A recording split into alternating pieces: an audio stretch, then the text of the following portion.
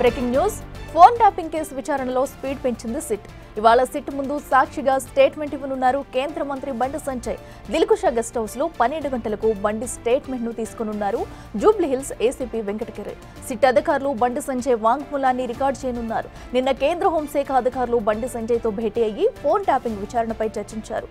బండితో పాటు అతని ఓఎస్డీ, పిఏ మధు, బోయిన్పల్లి ప్రవీణ్ కుమార్లు సిట్ అధికారులకు స్టేట్మెంట్ ఇవ్వనున్నారు.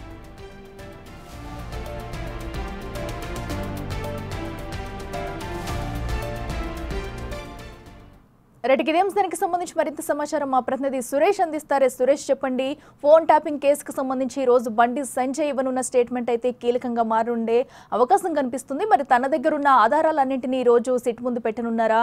విచారణ ఎలా కొనసాగే అవకాశం ఉందనుకోవచ్చు?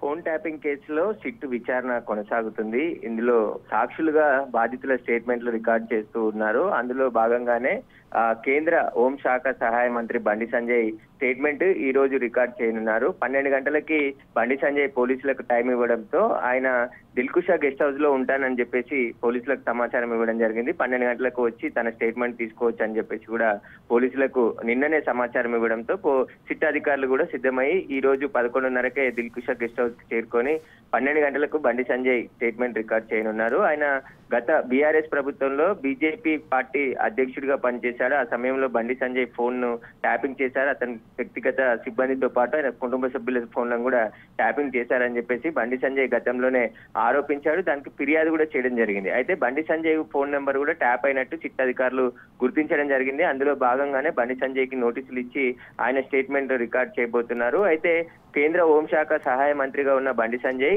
ఇప్పటికే తనకు సంబంధించిన సమాచారాన్ని అంతా కూడా నిఘా వర్గాల నుంచి తెప్పించుకోవడం జరిగింది. తన దగ్గర ఉన్నటువంటి సమాచారాన్ని సిట్ అధికారులకు అందజేయనున్నారు. ఇదే విషయంపై నిన్న సుదీర్ఘంగా మాజీ ఐపీఎస్ లతో పాటు కేంద్ర హోంశాఖ అధికారులతో భేటీ జరగడం జరిగింది. దానికి సంబంధించిన కొన్ని ఆధారాలు కూడా సేకరించి సిట్కు ఇప్పుడు ఇవ్వబోతున్నాడు. కాబట్టి బండి సంజయ్ స్టేట్మెంట్ కూడా ఈ కేసులో కీలకంగా ఉండబోతుంది.